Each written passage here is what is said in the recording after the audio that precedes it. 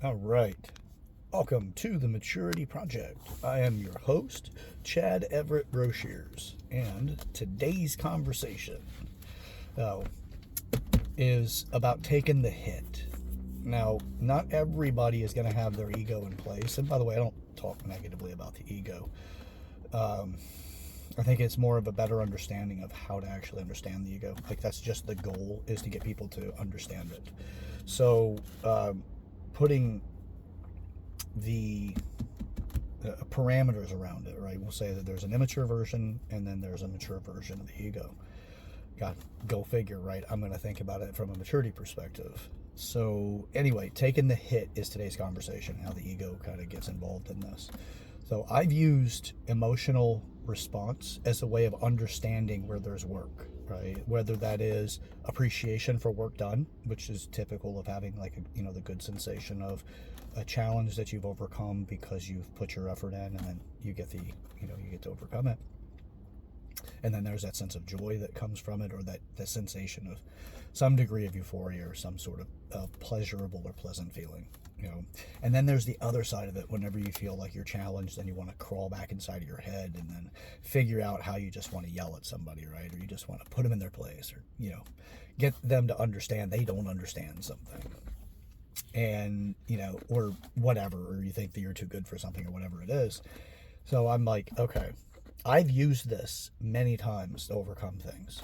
From running my own company as a holistic personal trainer, which I'm amazing at the personal training side of things, especially back then whenever I was just my nose was in the book constantly.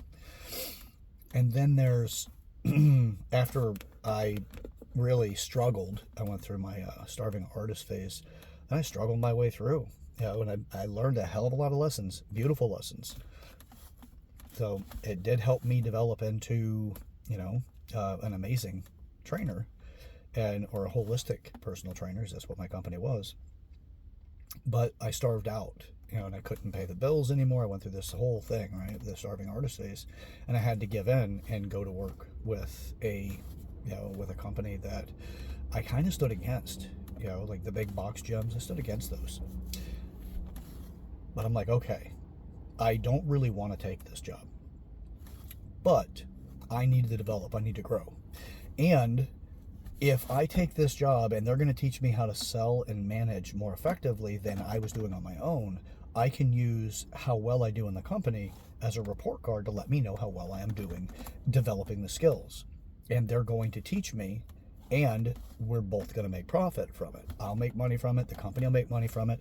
It's actually a win-win, but I had to get myself out of the way.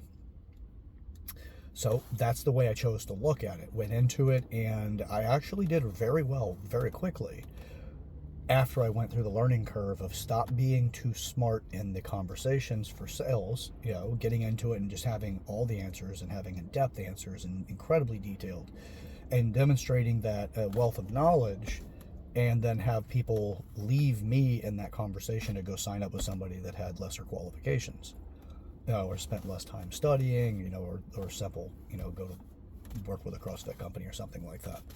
And here I am going, I was going to charge you similar, and you went and got into a company that could potentially harm you, because they're not training for injury prevention, they're just training for weight loss and that kind of thing. Because holistic personal trainer, corrective exercise specialist, I kind of had a little bit of a chip on my shoulder about the industry. So I went into the industry. But I had the criteria: if you let me train my staff and do this my way, as long as I don't violate anything on insurance or any legal things, then would you let me do it? And they said yes. And that's one of the reasons why I became so successful in the company, because I rose up top producer, created their number one club, actually to this day, and I left that club in 2017. It is still in 2025 the number one top club that the company has. Is just establish it, and then it can live on. So that's in Tallahassee. So anyway, so I had to put myself in check, and what came out of that was such a significant benefit, because once I got myself out of the way and I let the lessons happen, well, I actually carry greater lessons than what it was the initial phase of that now. I got my consulting business out of it. I developed, to the point of actually correcting and fixing companies and things like that because I got out of the way. I was not the best at running a business back then. I wasn't that skilled in other variables that are necessary to really be a great consultant. But because I moved out of the way, hey, I got the opportunity. A lot of that was just bite my lip, and I didn't need to prove to anybody that I knew what I was doing. I just showed them. And I didn't show it in a way that like make anybody wrong. It was actually, my intention was to inspire people to be curious so that they would also start to open their own mind to developing further than what they actually settled into.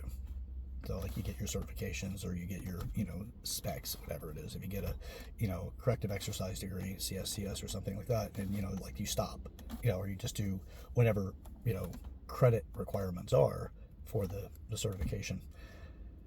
So, yeah. So back to what's more relevant now is that it is a continuous thing. Keep putting myself in check. Recently had an experience where the people that I was talking to were talking to me like I was becoming a manager and not that I was the person that could actually fix companies. And I just sat back and let them talk and treat me the way that they felt was relevant. And it wasn't like they were coming from, like, there were people that obviously had kind of critiques and kind of aggressive critiques about anything that they observed with me, like in a role play, stuff like that. And then others were highly, complimentary. And it's interesting that for me, I'm like, okay, it's not like I didn't have stuff screaming in the back of my head going, you have no idea. It's more of, okay, well, look, I can have that conversation anytime I want with myself, but let the other people be true to who they are. And what can you learn here? Because they're going to offer you things. They're going to offer you all kinds of lessons. What are you going to learn from it? And if you get out of the way long enough, you actually will find lessons that are obviously beneficial for yourself.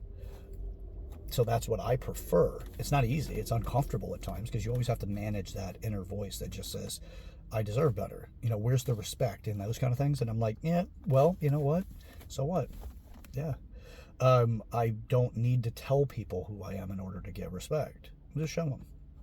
That's preferable, right? Don't demand the change. Be the change. So that's a living example of it. Get yourself out of the way and let the lessons happen. I promise you, you're going to be surprised at what's on the other side. People test you for all kinds of reasons. Okay, let it happen. But what comes next? So anyway, keep your mind open. Be open to opportunities. This stuff is great. It really is. The higher that emotional reaction where I'm like, this is from my own experiences, the more resistance I have emotionally where I really just want to like say, tell people off or, really get them to put them in their place or whatever, right? This doesn't mean it's not in there, right? The more aggression that I have in that, the more likely it is that there's going to be a massive lesson on the other side. And it's not just humbling yourself, although that is humbling and you're, it's showing humility. But there's something else that's a gift on the other side of that. If you master those things, you can do it. Now, there are times that you need to be hard. You have to be a firebrand, things like that. But that's only whenever the time is right. Sometimes the time is right immediately, but I promise you, not for this conversation. This point is to when that stuff shows up because somebody is underestimating you or whatever. If I were sitting in, like, say, a negotiation and somebody was wanting to acquire another company, I want to get any of the information that I can because I'm more of an analyst anyway. I'd rather get all the information I can, understand every one of the details and variables that are necessary. If I know before I go into the situation, I'm going to study a lot and I'm going to have it down. Now, if somebody decides they're going to BS about something and I've already studied, I got all the data, then I might actually just put it out there. Like, okay, I understand this is where you're coming from and this actually is what's true.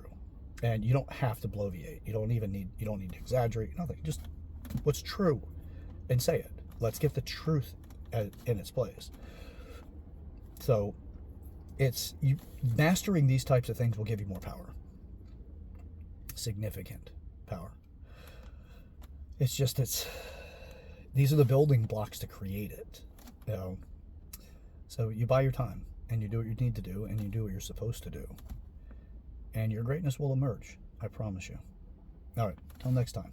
I'm Chad Everett Brochures. This is the Maturity Project. Thank you so much for watching us today. Like and subscribe to the channel. That helps us grow. We have a lot of the community is starting to come up, and there are people that watch that aren't subscribed. They get a lot from it. I have heard from people, and I always ask, well, haven't you subscribed yet? If they have their phone with them, I may actually provoke them to take it out. Let's go. It's, if you're watching this channel and you've subscribed to it, it's because you're up to something. You're out to change things. You want to change your life. You want life to be different because you're out to mature yourself. You're out to grow, and you want to learn every lesson that you possibly can. Share this video with somebody in your life that you want to enroll in the fact that you're up to something. Look, I am failing forward and failing up, and I encourage you to do the same. So as we move forward, share it so that you can enroll people, because your change will come with stress. It sucks when your support system steps in with empathy and pulls you back when you're in your moment of stress or potential weakness or whatever, where you're more likely to quit or fail, and they pull you back to where you were, or encourage you to go back to where you were. You share the video to enroll them so they don't do that to you. You don't want an empathy crap. They're just going to pull you back. But they're doing it out of love. They're doing it out of care. If you let them know you're up to something, you're not asking them to do anything for you other than just don't bring me back to where I was. Just be a cheerleader, if nothing else, to say, keep going, man, you got this. No matter how hard the times get, just be there to just hear me out and then let me go. Let me keep going.